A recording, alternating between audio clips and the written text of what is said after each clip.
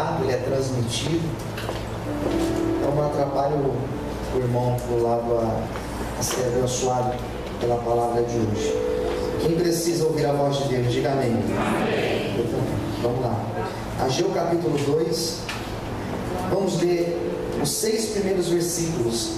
É onde eu vou ministrar nessa noite.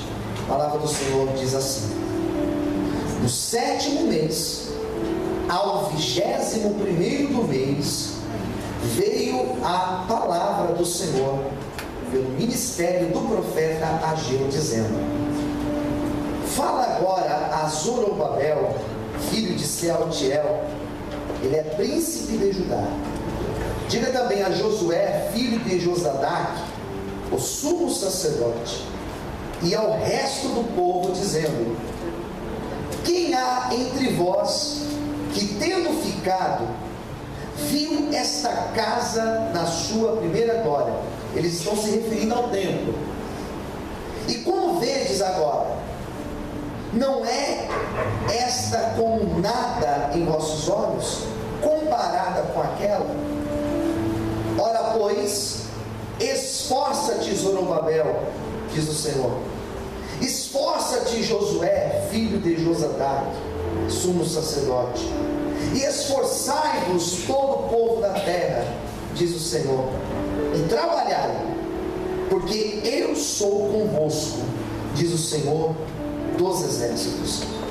Segundo a palavra que concertei convosco, segundo a aliança que eu fiz convosco, quando saístes do Egito, e o meu espírito habitava no meio de vós, não temais, porque assim diz o Senhor dos exércitos: ainda uma vez, daqui a pouco, e farei tremer os céus e a terra e o mar e a terra seca. Todos digam amém. Amém. Vamos orar? Fala conosco, Senhor, nesta noite. Estamos aqui reunidos justamente para ouvir a Tua voz. Abençoe aqueles que me assistem, aqueles que me ouvem nesse momento. Abençoe, Senhor, todos que estão aqui congregados. Usa a minha vida, Senhor. Mais dessa vez, Pai, é o que eu te peço e te agradeço em nome de Jesus. Amém. Vamos aplaudir o Senhor, queridos.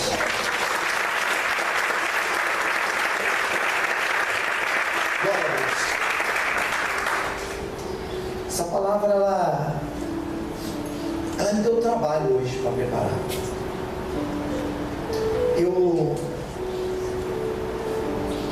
Hoje eu tirei um período do dia para escrever. Estou terminando de escrever o 5º livro. E estava ali escrevendo, focado, e eu parei de escrever para preparar esta palavra.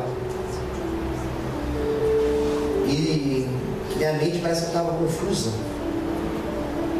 Eu tive que me concentrar bem no texto, porque esse texto, ele possui muitas ideias. Conforme eu fui lendo, parece que as ideias, as palavras, elas foram saltando aos meus olhos. Por isso que demorou um pouco para eu preparar essa palavra hoje. Mais do que o normal. E eu tive que me concentrar, ficar atento para ter a sensibilidade necessária para saber o que ministrar para vocês hoje, da parte de Deus. E a primeira coisa que Deus me fez compreender desse texto é que nesta época aqui de Ageu, nós estamos falando sobre recomeçar e as dificuldades de recomeçar. Nesta época aqui, o povo de Israel queria recomeçar, não sabia como. Eles queriam voltar e retomar a vida, mas não sabiam como. Imagine só, eles foram levados para o cativeiro e ficaram lá 70 anos. Quando aquele povo voltou, mais ou menos umas 500 mil pessoas, eles voltaram da Babilônia. Aqueles que tinham ficado em Jerusalém, eles estavam numa pobreza muito grande. Eles eram como os moradores de rua aqui de São Paulo. Sabe, necessidade, eles estavam assim. Esses daqui, esses que vieram do cativeiro e voltaram, essas 500 mil pessoas mais ou menos, e chegaram no meio daquele caos. Mas e agora? O que a gente faz para começar? Alguns tinham se afastado de Deus, outros estavam na presença de Deus e outros estavam tentando voltar à presença de Deus. Imagine só, a dificuldade que é voltar à presença de Deus é difícil. Quem aqui um dia desviou, afastou, sabe como é difícil. Esfriou na fé, sabe como é difícil voltar. Eles estavam assim, tentando. E quando eles começaram a pensar por onde começar, alguém teve a ideia de recomeçar pelo templo. Mas quando eles viram o templo estava derrubado. Mas como que a gente vai reconstruir esse templo? Então, peraí, ao invés de nós reconstruirmos o templo, vamos cada um reconstruir a sua casa. Vamos cada um reconstruir o seu espaço, daí depois a gente busca o templo. Pastor, o templo é importante? É importante. Porque o templo aqui representava um referencial para Israel. Israel sempre teve um referencial. Na época de Moisés, não era templo, era uma tenda, era uma cabana. Não é que o povo só era abençoado por causa daquela cabana, mas ali tinha uma representação. Daí um dia Deus falou para Davi: você não vai construir o templo, mas seu filho Salomão vai construir. Daí Salomão constrói um baita de um templo, com mármore, pedras preciosas, madeira nobre, tinha muito ouro dentro daquele templo. Daí vieram os inimigos e derrubaram o templo. E quando eles pensaram em reconstruir o templo, o que eles disseram? Não dá para a gente reconstruir. Vamos cada um reconstruir a tua casa. Daí foi aí que apareceu o Ageu na história, dizendo que se nós queremos recomeçar, só vamos conseguir se a presença de Deus estiver conosco. É a primeira coisa que eu aprendo com Ageu. Não dá sem a presença de Deus. Não adianta insistir sem a bênção de Deus. Quem está entendendo, diga amém. Não adianta você tentar estando longe de Deus. Não adianta você, pastor, mas eu sou esforçado, pastor, eu sou dedicado. Tá, isso é válido. Mas se a bênção de Deus não estiver, queridos, se a presença de Deus não estiver conosco, nós não chegaremos em lugar nenhum. Daí Deus usou Ageu para falar: vocês estão semeando muito, colhendo pouco. Vocês comem, não se fartam. O salário que vocês têm é igual pôr um saco furado, porque a bênção de Deus não está convosco. Vamos fazer o seguinte: vamos buscar a Deus, vamos reconstruir o templo, vamos ter Deus como nosso referencial. Daí as coisas vão fluir, as coisas vão voltar ao seu devido lugar e tudo vai caminhar. Vamos fazer isso. Quem está entendendo, diga amém. Amém. E o povo aceitou a proposta. Ele chega para o governador chamado Zorobabel, fala para Zorobabel aceita a proposta. Ele chega para Josué, não é o Josué de Moisés, aquele lá da trombeta das muralhas, não, é o Josué, sumo sacerdote. Ele conta a proposta e eles aceitam a proposta. O povo aceita a proposta. Vamos todo mundo trabalhar, vamos. O capítulo 1 mostra a aceitação da promessa, ou melhor, da proposta. Capítulo 1 mostra justamente eles aceitando a proposta.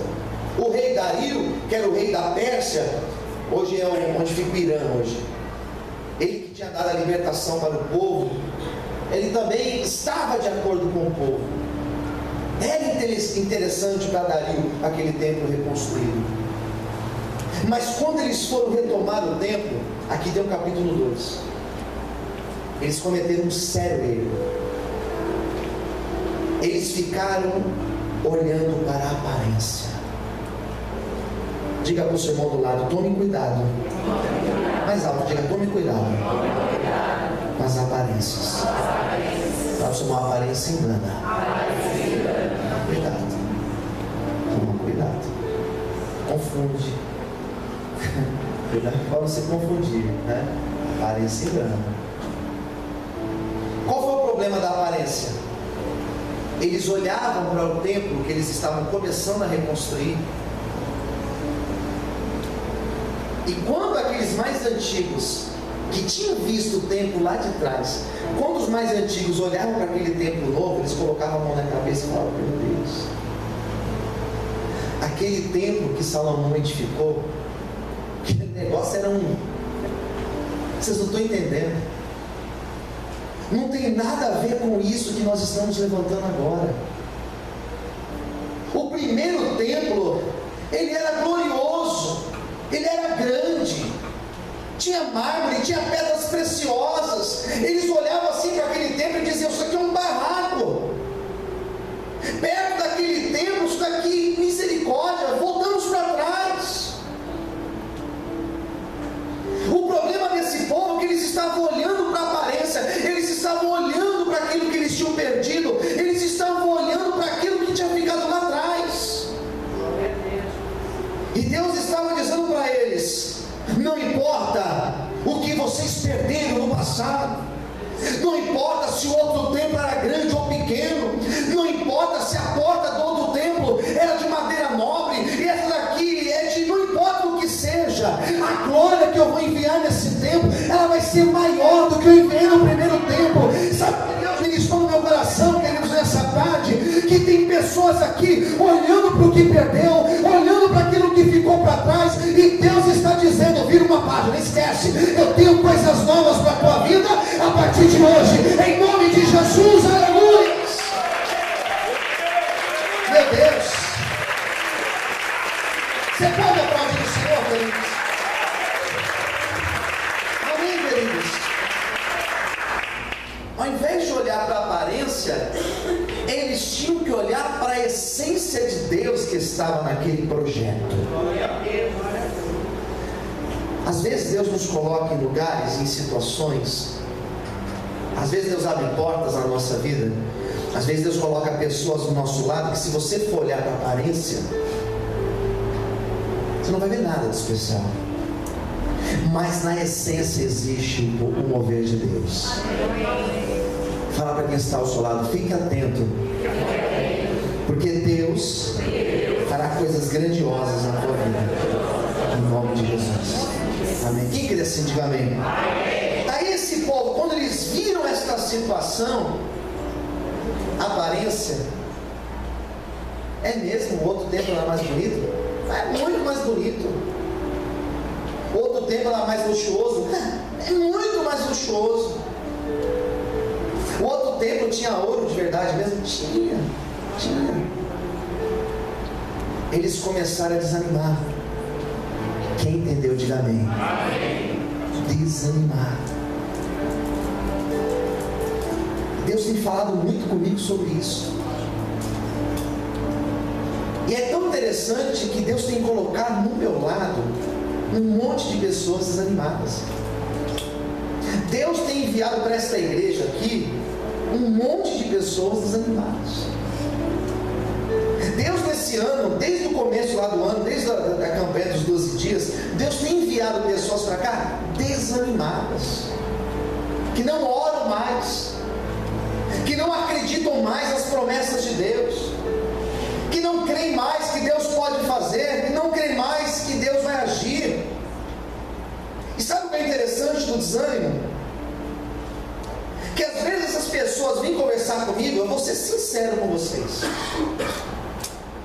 Às vezes a pessoa vem conversar comigo, irmãos, no fundo eu acabo concordando com elas. Desculpa se eu estou sendo muito sincero, porque verdadeiramente nós temos motivos para desanimar. Quem concorda, diga amém. Você tem motivos. Talvez se você chegar para mim e falar: pastor, meu casamento, talvez eu vou te ouvir. Se eu tiver um dia muito sincero, talvez eu vou olhar para você e falar: meu irmão, eu também concordo com você. É que a gente já passou, a gente tem que ter um pouquinho de postura, né? Mas eu vejo às vezes umas pessoas com uma situação tão difícil, porque eu sou humano igual vocês, e Deus é tão lindo, tão maravilhoso, tão glorioso, que Deus, Ele sempre nos dá motivos para continuar. Ainda que aos olhos humanos você tenha motivos para parar, nessa noite Deus vai te dar motivos para continuar crendo, profetizando e na presença de Deus, na certeza que as coisas mudarão em nome de Jesus. Você pode aplaudir e exaltar a Deus por isso. Aleluia! Agora é o Senhor mais forte. Escolha alguém perto de você e diga assim para essa pessoa: nesta noite, mais alto, diga: nesta noite, diga assim: Deus te dará bons motivos para você continuar. Quem quer assim, diga amém. Vamos aprender então. Primeiro motivo, quero que você aprenda nessa noite. Ouça bem o que Deus vai falar com você. Primeira coisa que Deus fez aquele povo entender: Deus trabalhou na visão daquele povo. Deus trabalhou no coração daquele povo. Diga assim: nesta noite, Deus vai trabalhar na minha visão e no meu coração. Queridos, aquele povo continuou acreditando, continuou trabalhando. Sabe por quê? Porque primeiro, Deus mudou a maneira deles enxergarem as coisas. Deus mudou a maneira deles atribuírem valor àquele tempo. O que Deus queria fazer eles entenderem é que Deus não está nas paredes, Deus não está aqui nas quatro paredes. Deus, ele se manifesta onde existe um coração voltado, onde existe a busca, onde existe a sinceridade. O que Deus queria dizer era o seguinte: o mais importante não são as paredes, o mais importante é a minha presença. O mais importante não é o teto bonito, o mais importante é a minha glória. O mais importante não são as portas de madeira nobre, o mais importante é ter a minha glória dentro desse templo. O que Deus está dizendo para você nessa noite é que o mais importante estará contigo, que é a presença dele. Amém? Você pode adorar o Senhor e glorificar a Deus por isso. Aleluia! Glória a Deus! Não fica apegado àquilo que você perdeu. Não fique apegado àquilo que foi destruído na tua vida. Quem me entendeu, diga amém. Amém. Ontem eu ouvi um ateu falando. Um ateu. Esse ateu dizia: eu admiro o apóstolo Paulo pela fé que o apóstolo Paulo tinha, onde Paulo atribuía tanto as coisas boas como as tragédias da sua vida, ele atribuía a Deus. Isso é louvável, meu Deus. Quem entendeu, diga amém. Paulo foi a esse nível de comunhão com Deus, que Paulo teve a seguinte ideia: tudo coopera para o meu bem. Deu certo, glória a Deus. Deu errado, glória a Deus. Sei ter abundância, glória a Deus. Sei padecer necessidade, glória a Deus. Eu estou pronto para qualquer situação. É interessante que o que Deus queria fazer neste povo era justamente eles entenderem que aquilo que Deus tinha permitido perder, aquilo que Deus tinha tirado, Deus tirou porque tinha um propósito. Pastor, mas Deus deu o mais simples. Mas aquele mais simples que Deus deu foi justamente onde a glória de Deus foi maior e foi mais revelada. Foi justamente o tempo onde Jesus entrou, onde os apóstolos entraram. O que eu quero dizer para você nessa noite é que não importa o que você perdeu, ou que aquilo que Deus permitiu ser destruído na tua vida, Deus fará coisas novas na tua vida a partir dessa noite de hoje. Amém? Quantos podem glorificar a Deus por isso? Aleluia. Glória a Deus. Em segundo lugar, Deus chegou para aqueles homens através de Ageu. Deus deu palavras para eles, que foram palavras de motivação. Versículo de número 4. Ora, pois, esforça-te, Zorobabel, diz o Senhor. Depois Deus falou para Josué: esforça-te, Josué. Depois Deus olhou para o povo, usando Ageu, dizendo: esforçai-vos, todo o povo da terra. Deus é tão maravilhoso que Deus deu a eles força coragem, estratégia.